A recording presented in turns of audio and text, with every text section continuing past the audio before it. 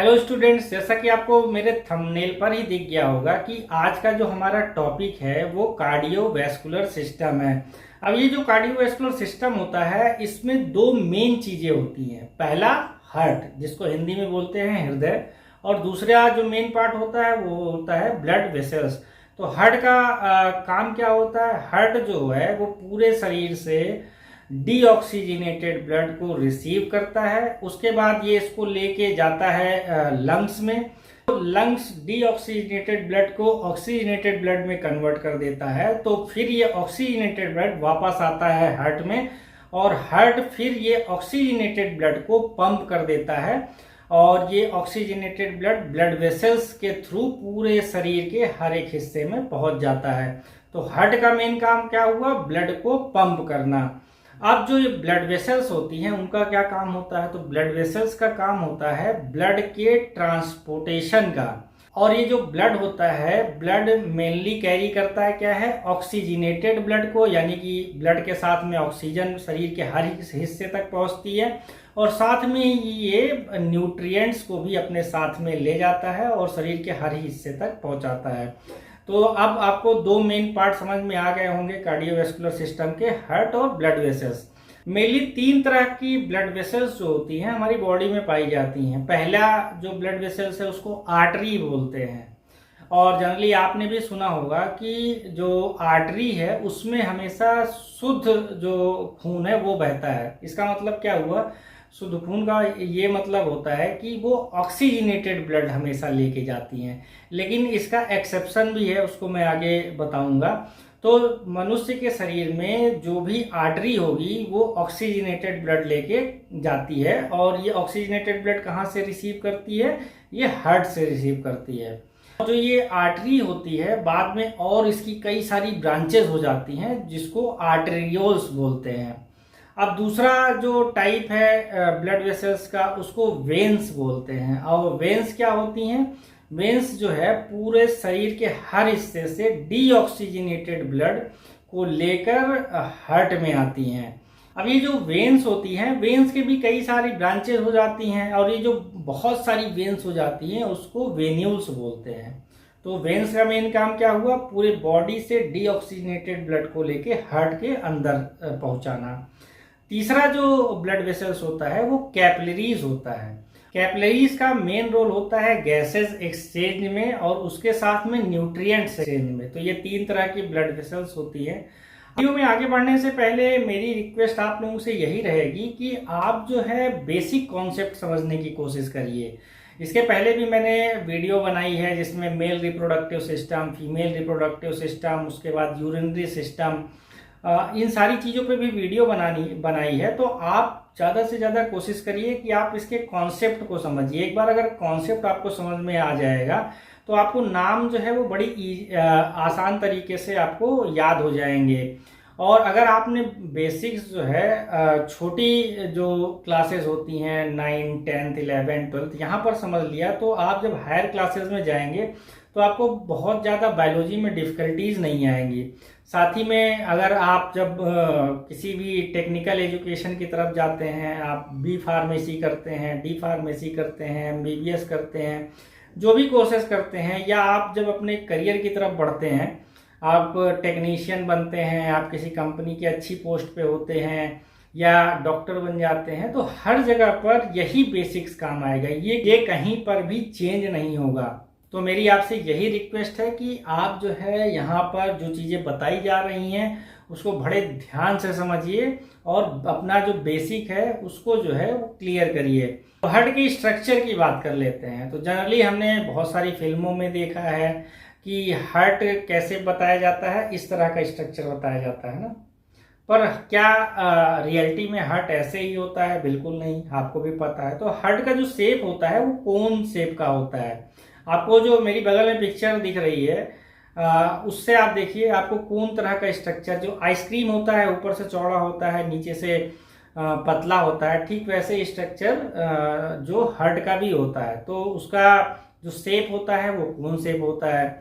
अब बात कर लेते हैं इसकी लंबाई चौड़ाई कितनी होती है।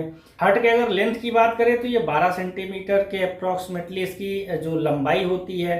इसके विड्थ यानी चौड़ाई की बात करें तो ये लगभग 9 सेंटीमीटर के आसपास में होती है, और इसकी अगर थिकनेस की बात करें तो लगभग ये 6 सेंटीमीटर हर्ट की थिकनेस होती है। अब अगर हर्ट के वेट की बात कर ले तो जो पुरुषों की अपेक्षा जो महिलाओं का हर्ट का वेट होता है वो थोड़ा कम होता है। तो महिलाओं में अगर एक एवरेज हर्ट के वेट की बात करें तो ये लगभग 230 ग्राम से लेके 280 ग्राम के आसपास होता है। वहीं अगर पुरुषों की बात कर ले तो पुरुषों का जो एवरेज वेट होता है हर्ट का वो 300 ग्राम से लेके लगभग 340 ग्राम के आसपास होता है। अब हर्ट के लोकेशन की बात कर लें कि भाई ये हर्ट जो है वो पाया कहाँ पे जाता है, तो हर्ट जो है वो थोरैसिक कैविटी के भीतर पाया जाता है। और ये थोरैसिक कैविटी कौन सी है, ये जो आप रिब्स देख रहे हैं ये आपके दोनों रिब्स के बीच में हर्ट पाया जाता है। और ये हर्ट इनके बीच में क्यों पाया जाता है, क्योंकि अगर कभी झटका लगेगा तो आपके इस पे लगेगा, क्योंकि हर्ट जो है वो बहुत ही नाजुक चीज़ है, बहुत ही इंपॉर्टेंट रोल होता है आपकी बॉडी के लिए। तो भगवान ने हमारी बॉडी की जो संरचना है, जो हमारा बॉडी स्ट्रक्चर है, कुछ ऐसा ही बनाया है। तो हर्ट की लोकेशन हमेशा इसके बीच में होगी। और ये जो थोरैसिक कैविटी होती है उसके बीच में जो एक होलो स्ट्रक्चर होता है स्टर्नम के पास में, उसको मीडिया स्टर्नम बोलते हैं, वहाँ पर ये इसकी लोकेशन होती है। एक चीज़ आप ध्यान और रखिए कि जो हर्ट होता है वो थोड़ा सा लेफ्ट साइड में होता है जब आप कंपेयर करोगे राइट साइड में। इसलिए जब आप कभी हार्ट की बीट सुनोगे तो आप जब लेफ्ट हैंड साइड में अपना कान ले जाओगे तो यहाँ पर ज़्यादा सुनाई देगी, ना कि आपका जो राइट हैंड साइड है वहाँ पे ज़्यादा सुनाई देगी। क्यों? क्योंकि जो लेफ्ट पोर्शन होता है वहाँ पर हार्ट का ज़्यादा हिस्सा होता है। अब हार्ट के लेयर की बात कर लेते हैं, किन किन लेयर से मिलके हार्ट बना होता है, उसका नाम क्या होता है। तो जो हार्ट का सबसे बाहर वाली लेयर होती है उसको बोलते हैं पेरिकार्डियम, और जो बीच वाली लेयर होती है उसको बोलते हैं मायोकार्डियम, और जो सबसे अंदर वाली लेयर होती है उसको बोलते हैं एंडोकार्डियम। अब हार्ट के स्ट्रक्चर की बात कर लेते हैं। हार्ट को आप 4 चैम्बर में डिवाइड कर सकते हैं। ऊपर के 2 चैम्बर को बोलते हैं एट्रियम, और नीचे जो 2 चैम्बर है उनको बोलते हैं वेंट्रिकल। अब ये जो एट्रियम होता है, एक राइट साइड में एट्रियम होता है, एक लेफ्ट साइड में एट्रियम होता है। सेम जो वेंट्रिकल्स होते हैं, एक राइट वेंट्रिकल होगा और एक लेफ्ट वेंट्रिकल होगा। बहुत सारे लोगों को ऐसा लगता है कि जो हार्ट होता है वो एक बार कॉन्ट्रैक्ट करता है, फिर रिलैक्स करता है, फिर कॉन्ट्रैक्ट करता है, फिर रिलैक्स करता है, और ऐसे ही प्रोसेस वो करता रहता है।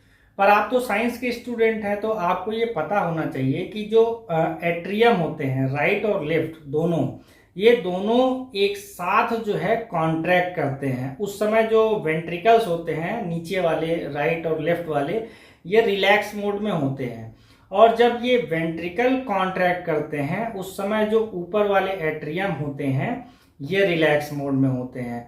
तो आप ये चीज़ दिमाग से निकाल दीजिए, अगर आपके दिमाग में चल रहा हो कि हार्ट जो है वो एक साथ जो है कॉन्ट्रैक्ट करता है फिर रिलैक्स करता है, नहीं, एट्रियम दोनों जो है एक साथ कॉन्ट्रैक्ट करेंगे, उस समय जो वेंट्रिकल्स होते हैं वो दोनों रिलैक्स मोड में होंगे, और जब वेंट्रिकल दोनों कॉन्ट्रैक्ट करेंगे उसमें दोनों एट्रियम जो है ये रिलैक्स मोड में होते हैं।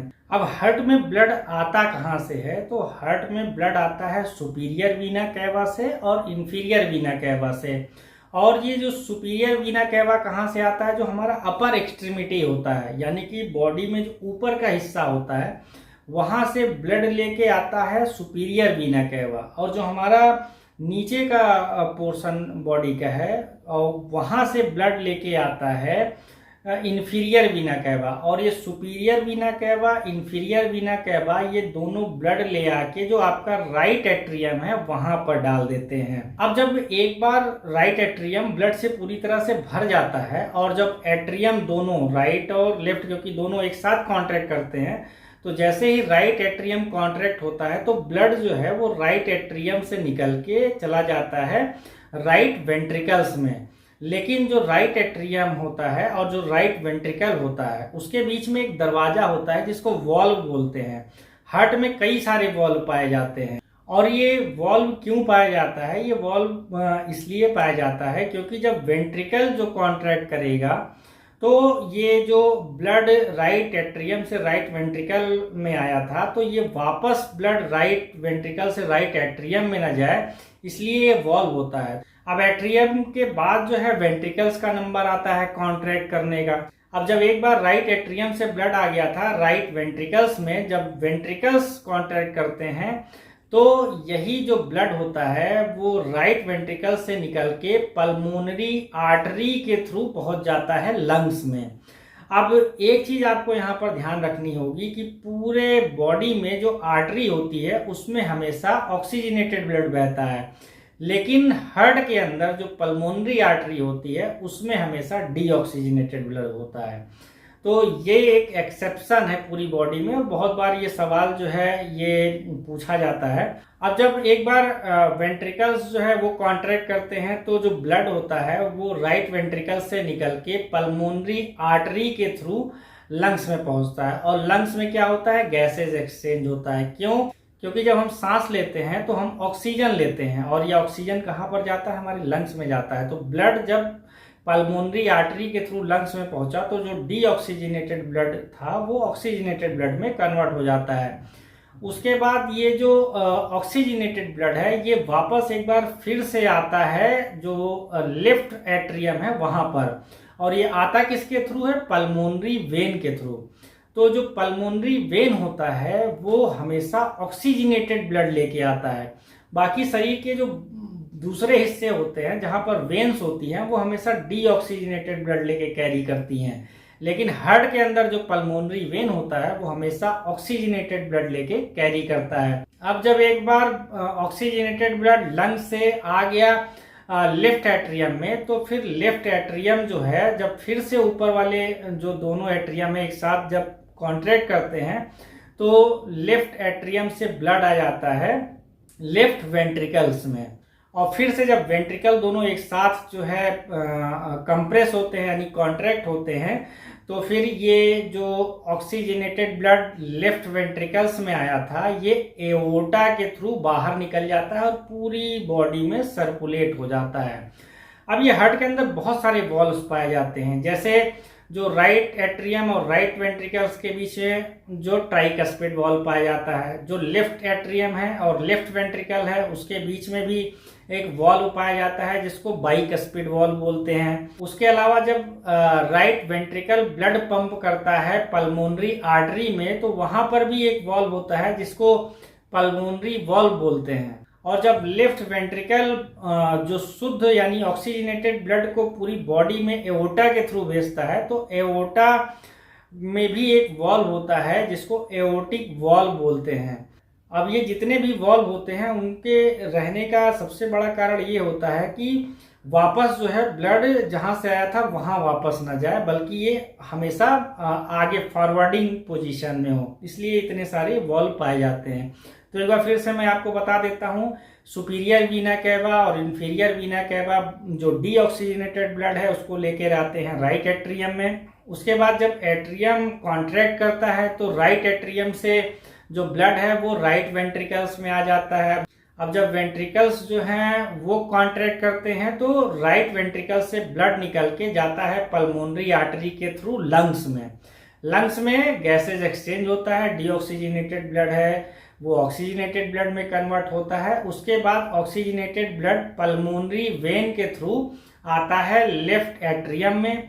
उसके बाद फिर से लेफ्ट एट्रियम से ब्लड आता है लेफ्ट वेंट्रिकल्स में, और जब लेफ्ट वेंट्रिकल से ब्लड एओर्टा के थ्रू निकल के पूरी बॉडी में पहुंच जाता है। तो ये चीज आप ध्यान रखिए, ध्यान से समझिए कि ब्लड का फ्लो इस तरह से होता है। बाकी कार्डियक साइकिल को लेकर आगे मैं जो अगली वीडियो मेरी आएगी उसमें मैं डिटेल में बात करूंगा। आज आप केवल जो है स्ट्रक्चर कैसे होता है, ब्लड जो है वो हार्ट में कहाँ पर आता है, फिर वो आगे उसकी मूवमेंट कैसे कैसे होती है, कैसे डीऑक्सीजनेटेड ब्लड ऑक्सीजनेटेड ब्लड में कन्वर्ट होता है, और फाइनली वो कैसे फिर से पूरी बॉडी में सर्कुलेट होता है, केवल आप इसको आज की वीडियो में समझिए। क्योंकि अगर बहुत ज़्यादा मैं यहाँ पर कार्डियक साइकिल भी बताऊंगा तो आप कंफ्यूज हो जाएंगे। एक चीज़ आप मेरे बगल के जो पिक्चर है उसमें ध्यान से देखिए, जो राइट वेंट्रिकल है और जो लेफ्ट वेंट्रिकल है, लेफ्ट वेंट्रिकल की जो वॉल है, जो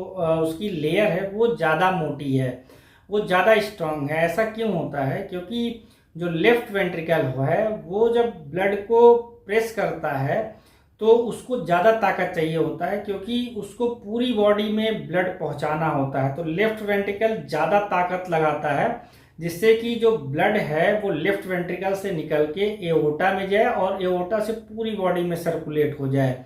इसलिए हमेशा जो लेफ्ट वेंट्रिकल की वॉल होगी वो हमेशा थिक होती है। तो इस चीज़ का भी आप ध्यान जरूर रखें। और स्टूडेंट्स, आशा करता हूँ मेरी ये वीडियो आपको पसंद आई होगी। पसंद आई हो तो अपने जो फ्रेंड्स हैं उनके साथ शेयर करना ना भूलें। आपका बहुत बहुत धन्यवाद।